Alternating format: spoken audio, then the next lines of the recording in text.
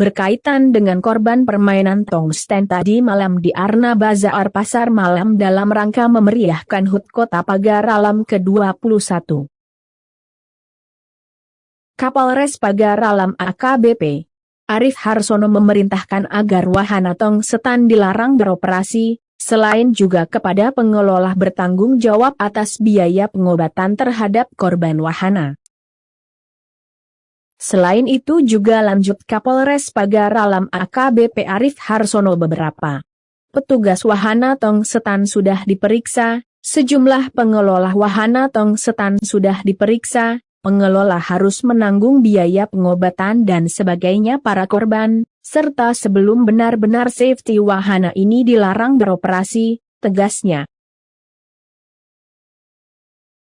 Sebelumnya diberitakan, Sabtu malam 4 Juni 2022 menyebutkan, sejumlah pengunjung nonton arena ketangkasan tongsetan. Saat ketangkasan berlangsung awalnya, para pemotor berkeliling di arena aman dan terkendali.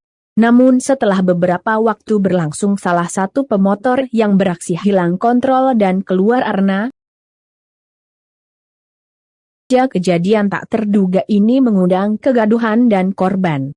Berkaitan dengan korban permainan tongsten tadi malam, pihak korban dengan pengelola bazar sepakat berdamai, sebanyak 12 korban biaya pengobatannya dan lainnya ditanggung oleh pengelola bazar dan diharapkan kegiatan ini tetap berlangsung sebagaimana biasa.